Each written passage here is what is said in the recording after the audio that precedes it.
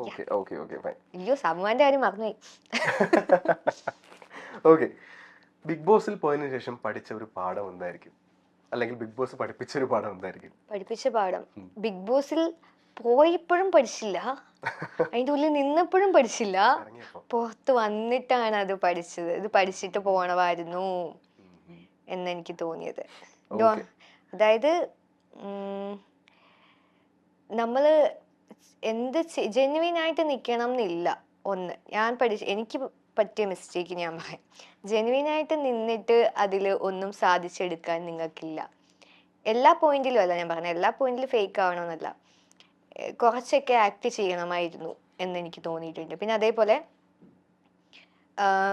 നമ്മൾ പറയുന്ന കാര്യങ്ങൾ മാനിപ്പുലേറ്റ് ചെയ്യണമായിരുന്നു, ആൾക്കാരിലേക്ക് മാനിപ്പുലേറ്റ് ചെയ്യാൻ ശ്രമിക്കണമായിരുന്നു. അതായത് നമ്മൾ അത് സ്ഥാപിക്കാൻ ശ്രമിക്കണമായിരുന്നു, കുറച്ചുകൂടെ എഫേർട്ട് ഇട്ട്, ലൈക്ക് ഉറങ്ങാതിരുന്ന് കൺവിൻസ് ചെയ്യാനും ഓരോ ആൾക്കാരെ പിടിച്ച് പറഞ്ഞ് മാനിപ്പുലേറ്റ് ചെയ്യാനും ഒക്കെ ആയിട്ട് ശ്രമിച്ചിരുന്നെങ്കിൽ നമുക്ക് അവിടെ ഒരു ഇൻഫ്ലുവൻസ് ഉണ്ടാക്കാൻ പറ്റുമായിരുന്നു. ആൾക്കാരെ ഇൻഫ്ലുവൻസ് ചെയ്തിട്ട് നോമിനേറ്റ് ചെയ്യാനും പറ്റും, സേവ് ചെയ്യാനും പറ്റും, ഗ്രൂപ്പ് കളിക്കാനും പറ്റും. ഞാൻ ചെയ്യാത്തൊരു മിസ്റ്റേക്ക് അതാണ്, ഞാൻ ഗ്രൂപ്പ് കളിക്കാൻ നിന്നില്ല. ചെയ്തിരുന്നെങ്കിൽ എനിക്ക് ഒരു 2 ഫ്രണ്ട്സിനെ ഉണ്ടാക്കിയിരുന്നെങ്കിൽ ഞങ്ങൾക്ക് ഒന്നിച്ച് പലരെയും നോമിനേഷനിൽ ഇടായിരുന്നു.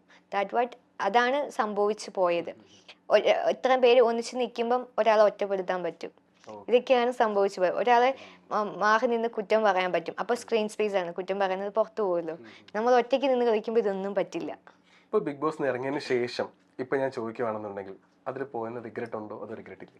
റിഗ്രറ്റ് ഇല്ല, കാരണം ബിഗ് ബോസ് എന്ന് പറയുന്ന ഒരു എക്സ്പീരിയൻസ് ആയിരുന്നു. പിന്നെ ഇങ്ങനെ പോകുമ്പോൾ നമുക്കുള്ള ഓഡിയൻസ് ചേഞ്ച് ആവും, നെഗറ്റിവിറ്റി വരും, എന്തായാലും നെഗറ്റിവിറ്റി വരും എന്നുള്ളതാണ്. കാരണം നമ്മൾ നമ്മുടെ പോസിറ്റീവ് സൈഡ് മാത്രമല്ല, നെഗറ്റീവ് സൈഡും കൂടിയാണ് അവിടെ കാണിക്കുന്നത്. അതും മജോറിറ്റി ഓഫ് ടൈമിലും അതാണ് കാണിക്കുന്നത്. മജോറിറ്റി ഓഫ് ടൈമിൽ നമ്മൾ വഴക്കുണ്ടാക്കുകയാണ്, അല്ലെങ്കിൽ എന്തെങ്കിലും കാര്യങ്ങൾ ഡിസ്കസ് ചെയ്യാണ്, അല്ലെങ്കിൽ എന്തെങ്കിലും ബ്ലണ്ടേഴ്സ് പറയാണ്, എല്ലാം അങ്ങനെയാണ്. അപ്പൊ അത് വെച്ചിട്ട് നമ്മളെ പ്രേക്ഷകർ കണ്ടിട്ട് ഇഷ്ടപ്പെടാനുള്ള ചാൻസ് വളരെ കുറവും, ഹെയ്റ്റ് വരാനുള്ള ചാൻസ് വളരെ കൂടുതലുമാണ്. So we should accept that. Okay, describe your eviction day in 1 word. ഇത് ഞാൻ പറയാൻ പറ്റില്ല, എനിക്ക് സത്യസന്ധമായിട്ടുള്ള ഒരു answer, because I have a contract. Okay fine, കിട്ടും. ഓക്കെ, ഞാനിപ്പോ ചോദിക്കുകയാണ്, പിന്നീട് ലിസ്റ്റിലെ ടോപ്പ് 3 കണ്ടസ്റ്റൻസ് ആരൊക്കെ ആയിരിക്കും? അല്ലെങ്കിൽ ആഗ്രഹം പറയാം, അല്ലെങ്കിൽ ഇപ്പോഴത്തെ ഒരു സിനാരിയോ വെച്ച് ഇവരായിരിക്കാം. 2 സിനാരിയോ പറയാട്ടോ. ശരിക്കും ഞാൻ പറയാൻ ഉദ്ദേശിക്കുന്നത്, എന്റെ ആഗ്രഹവും പറയാം, പ്രഡിക്ഷനും പറയാം. Okay fine. എന്റെ ആഗ്രഹം നെവിൻ, അക്ബർ, അനീഷ്, ഇവര് 3 പേര് ടോപ്പ് 3 ആഗ്രഹമാണ്, നടക്കൂല. ഇനി top 3 Aneesh, Anu, Shanavas. Okay fine, നമുക്ക് നോക്കാം. ഇനി ഒരു 1 വീക്ക് കൂടെ ഉള്ളൂ, നമുക്ക് നോക്കാം ആരൊക്കെയാ ഫൈനലിസ്റ്റ് എന്നുള്ളത്. അപ്പോൾ ആ ഒരു സെഷൻ കഴിഞ്ഞു, അടിപൊളി ആൻസേഴ്സ് ആയിരുന്നു കേട്ടോ. നമുക്ക് ഇനി ഹോട്ട് ടോപ്പിക്കിലോട്ട് വരാം. വേറൊന്നുമല്ല, PR എന്ന് പറയുന്നത് ഈ സീസണിൽ ഭയങ്കര ചർച്ചാ വിഷയമായിട്ടിരിക്കുന്ന ഒരു പരിപാടിയാണ്. ഓക്കെ, ചിലർ പറയുന്നു എനിക്ക് PR ഉണ്ടെന്ന് പറയുന്നു, ചിലർ പറയുന്നു എനിക്ക് PR ഇല്ലെന്ന് പറയുന്നു. PR ഉള്ളവർ തന്നെ ചിലപ്പോൾ പുറത്തിറങ്ങിയിട്ട് PR വേറൊരാൾക്കുണ്ട് എനിക്കില്ല എന്ന് പറയുന്നു. ഇത് കുറേ ഇങ്ങനെ നടന്നുകൊണ്ടിരിക്കുക. PR എന്ന് പറയുന്നൊരു വിഷയം താങ്കളും അതിനകത്ത് ഒരു പ്രാവശ്യം ഇങ്ങനെ മെൻഷൻ ചെയ്ത് പോയിട്ടുണ്ട്, ഇങ്ങനെ PR ഉണ്ട് എന്ന് പറയുന്ന ഒരു ലൈക്ക് PR കേസ് മെൻഷൻ ചെയ്ത് പോയിട്ടുണ്ട്. ശരിക്കും PR റോൾ എന്താണെന്നാണ് പിന്നെ വിചാരിക്കുന്നത്? ഒരു കണ്ടസ്റ്റന്റിനെ എങ്ങനെയൊക്കെ അപ്ലിഫ്റ്റ് ചെയ്യാൻ പറ്റും? ശരിക്കും PR എന്ന് പറഞ്ഞു കഴിഞ്ഞാൽ ആൾക്കാർക്കൊരു ഇൻഫർമേഷൻ കൊടുക്കുക ഇതെന്താന്നുള്ളത്. കാരണം ഇതിൽ വന്നപ്പോൾ മുതലാണ് എനിക്ക് ഇതിനെപ്പറ്റി അറിയാവുന്നത്. പക്ഷെ ഇപ്പോഴും അതിനെപ്പറ്റി വ്യക്തമായിട്ട് അറിയാത്ത കുറെ ആൾക്കാരുണ്ട്. PR എന്ന് പറഞ്ഞു കഴിഞ്ഞാൽ നമുക്ക് ആ ഒരു പർട്ടിക്കുലർ പേഴ്സണെ പബ്ലിക്കിലേക്ക് എത്തിക്കുക, പ്രൊമോട്ട് ചെയ്യുക, പോസിറ്റീവ്ലി പ്രൊമോട്ട് ചെയ്ത് ഒരു ഹൈപ്പ് കൊടുത്ത് അവരുടെ കണ്ടന്റ്സ് പ്രൊമോട്ട് ചെയ്ത് അവർക്കൊരു റീച്ച് കൊടുക്കുക. അതാണ് PR കൊണ്ട് ഉദ്ദേശിക്കുന്നത്. പോസിറ്റീവ് PR ആണ് PR കൊണ്ട് ഉദ്ദേശിക്കുന്നത്. ശരിക്കും ഇത്തരത്തിലുള്ള ഷോവിനെ ജനങ്ങളിലേക്ക് എത്തിക്കുക എന്നുള്ള ഒരു മീനിങ്ങും കൂടെ ഉണ്ട്. ഒരു കണ്ടസ്റ്റന്റ് പോകുമ്പം ആ ഷോയ്ക്കും കൂടിയാണ് ആ റീച്ച്. സോ PR വേണം. ശരിക്കും PR ഉണ്ടെങ്കിലാണ് ആ കണ്ടസ്റ്റന്റും റീച്ച് ആവുക, ഷോയും റീച്ച് ആവുക. അങ്ങനെ PR ചെയ്യുന്ന തെറ്റാന്ന് ആരും പറഞ്ഞില്ല. PR ഇഷ്യൂ ഞാൻ മാത്രമല്ല സംസാരിച്ചത്. ഫസ്റ്റ് ഓഫ് ഓൾ ഇത് ഹൗസിൻ്റെ ഉള്ളിൽ പലതവണ ചർച്ച ചെയ്യപ്പെട്ടിട്ടുള്ള കാര്യങ്ങളാണ്. ഈവൻ അനുമോളുടെ പി ആറിനെ പറ്റി അനുമോൾ പലരുടെ അടുത്തും പറഞ്ഞിട്ടുണ്ട്. കോ കണ്ടസ്റ്റൻസ്, നിങ്ങൾ ആരൊക്കെ എവിക്റ്റായി വരുന്നുണ്ടോ എല്ലാവരുടെ അടുത്തും ഇൻ്റർവ്യൂ എടുക്കാൻ ചാൻസ് കിട്ടുവാണെങ്കിൽ ചോദിക്കുക. ഇത് ഞാൻ പറഞ്ഞല്ല അവർക്കറിയാവുന്നത്, ഓരോ കണ്ടസ്റ്റൻസിനും. അനുമോൾ പറഞ്ഞിട്ടാണ് അനുമോളുടെ പി ആറിനെ പറ്റി അറിയാവുന്നത്. സോ അനുമോളെ കുറച്ച് എന്തെങ്കിലും കാര്യങ്ങൾ വരുമ്പം ഇത് ആ ഹൗസിൽ ചർച്ച ചെയ്യപ്പെടും. അനുമോൾക്ക് പി ആർ ഉള്ളതുകൊണ്ടല്ലേ ഇവളിങ്ങനെ കാണിക്കുന്നതെന്നുള്ള സംസാരങ്ങൾ പലപ്പോഴായിട്ട് വന്നിട്ടുണ്ട് ഹൗസിൽ. ഇതുകൊണ്ടാണോ എന്ന് എനിക്കറിയില്ല. ബിഗ് ബോസ് ഒരു ടാസ്ക് തന്നു. ബിഗ് ബോസ് തന്ന ടാസ്ക് ആണ് ഞാൻ ചെയ്തത്. ഞാൻ ഉൾപ്പെടെ ഉണ്ടായിരുന്ന എത്ര പേരാണോ എനിക്ക് ഓർമ്മയില്ല, 15 പേരാന്ന് തോന്നുന്നു, 15 പേര് ഉണ്ടായിരുന്നപ്പോഴാന്ന് തോന്നുന്നു. എല്ലാവരും മെജോറിറ്റി ഓഫ് ആൾക്കാരും അനുമോളുടെ പേരാണ് പറഞ്ഞത്, ഞാൻ മാത്രമല്ല. പിന്നെ അനുമോൾ അത് നിന്നിട്ട് അനുമോൾ കൊടുത്തിട്ടില്ല എന്നുള്ളൊരു പച്ചക്കള്ളം പറഞ്ഞു. അതവിടെ പറഞ്ഞിട്ടില്ലായിരുന്നെങ്കിൽ ഇല്ല ഞാൻ കൊടുത്തിട്ടുണ്ട്. 16 ലക്ഷം രൂപയൊക്കെയാണ് പി ആർ എന്ന് പറഞ്ഞിട്ട് പി ആർ ടീം എന്നെ അപ്രോച്ച് ചെയ്തിരുന്നു എന്നാണ് ഞാൻ പറഞ്ഞത്. അല്ലാണ്ട് ഞാൻ ഫസ്റ്റ് വന്നത് പി ആറിന്റെ കാര്യം എല്ലാരും പറഞ്ഞു നിർത്തിയപ്പോൾ അനുമോൾ നിന്ന് പറഞ്ഞത് പി ആർ കൊടുത്തിട്ടില്ല എന്നുള്ള രീതിയിലാണ് അതിനെ നിഷേധിക്കുകയാണ് ചെയ്തത്. അപ്പോഴാണ് ഞാൻ പറഞ്ഞത് നീ എൻ്റെ അടുത്ത് പറഞ്ഞു എന്നുള്ളത്. ഇവള് തന്നെയാണ് ബാക്കിയുള്ള കണ്ടസ്റ്റൻസിന്റെ അടുത്തും പറഞ്ഞിട്ടുള്ളത്. പിന്നെ അവളാണ് ചോദിച്ചത് എങ്കിൽ നീ പറ ബാക്കി എത്ര രൂപയ്ക്ക് കൊടുത്തു എന്ന് വരെ എനിക്ക് അറിയാമെന്ന് പറഞ്ഞപ്പം എങ്കിൽ പറ. ഇവൻ എനിക്കത് ഡ്രാഗ് ചെയ്യേണ്ട കാര്യമില്ലായിരുന്നു, ചോദിച്ച് പറയിപ്പിച്ചതാണ്. അത് പറഞ്ഞു. ഇവൻ 16 ലക്ഷത്തിന് അനുമോൾ കൊടുത്തു എന്ന് പറഞ്ഞു എന്നുള്ള തെറ്റ് മാത്രമേ ഞാൻ ചെയ്തിട്ടുള്ളൂ. അതങ്ങനെയാണെന്ന് ഞാൻ സ്ഥാപിക്കാൻ എവിടെയും ശ്രമിച്ചിട്ടില്ല. അത് ശരിയാണോ തെറ്റാണോ, 2 ലക്ഷത്തിനാണോ കൊടുത്തത്, 50,000 ആണോ അഡ്വാൻസ് കൊടുത്തത്, 12 ലക്ഷമാണോ 15 ആണോ 30 ആണോ 5 ലക്ഷമാണോ ഒന്നും എനിക്കറിയില്ല. അനുമോൾ എൻ്റെ അടുത്ത് പറഞ്ഞു. അത് കള്ളമാവാം ശരിയാവാം, അത് പ്രൂവ് ചെയ്യേണ്ട ബാധ്യത എനിക്കില്ല. ഞാൻ ഇത്രേ പറഞ്ഞിട്ടുള്ളൂ, അനുമോൾ എൻ്റെ അടുത്ത് പറഞ്ഞു. അനുമോൾ പറഞ്ഞ കാര്യം തന്നെയാണ് ബാക്കിയുള്ള കണ്ടസ്റ്റൻസും അവിടെ പറഞ്ഞത്.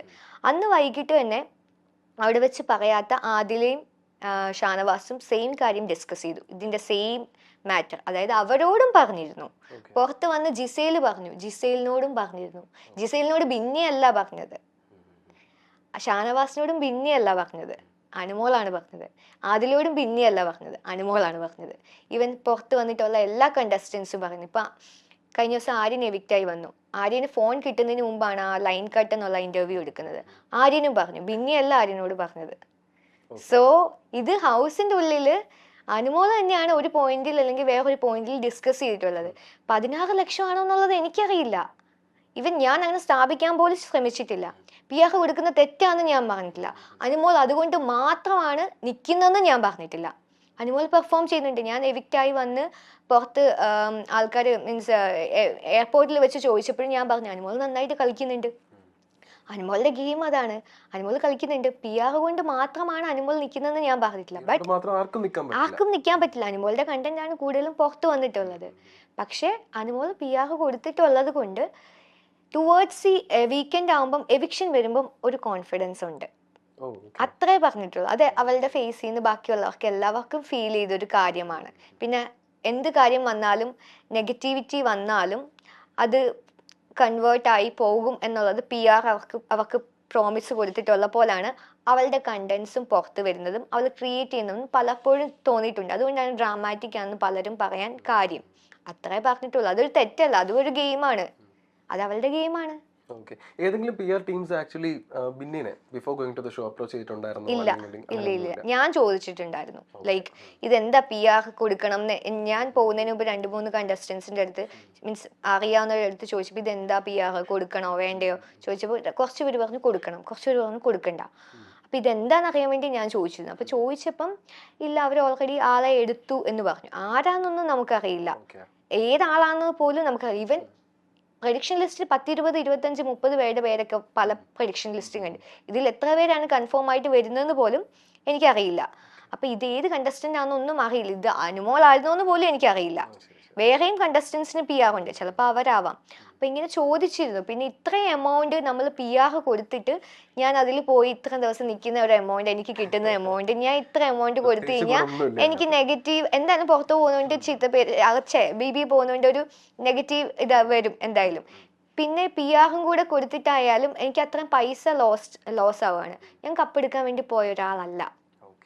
എനിക്ക് ഇതുകൊണ്ട് ഒരു ഫെയിം കിട്ടുവാണെങ്കിൽ എനിക്ക് ആക്ടിങ് ആണ് ഞാൻ ഇപ്പോൾ ചൂസ് ചെയ്തിരിക്കുന്ന കരിയർ. അത് എനിക്ക് മൂവിയിലേക്ക് ഒരു എൻട്രി കിട്ടണം, എന്നെ കുറച്ചുകൂടെ ആളുകൾ അറിയണം, പിന്നെ എനിക്ക് മണിയും ഉണ്ടാക്കണം. ഞാൻ അത് പറഞ്ഞിട്ടുണ്ട്, എൻട്രി വീഡിയോയിൽ വരെ പറഞ്ഞിട്ടുണ്ട്. ഇത് മൂന്നുമാണ് എൻ്റെ ആഗ്രഹം. ലാലേട്ടനെ കാണണം, ഇൻട്രൊഡക്ഷൻ ലാലേട്ടനെ കാണണം, ഇതൊക്കെയാണ് എൻ്റെ ആഗ്രഹം. ഞാൻ കപ്പ് എടുക്കണം എന്ന് പറഞ്ഞിട്ടില്ല. സോ എനിക്ക് PR വേണ്ട, കൊടുക്കണ്ടെന്ന് പറഞ്ഞിട്ടാണ് ഞാൻ അകത്തേക്ക് പോകുന്നത്.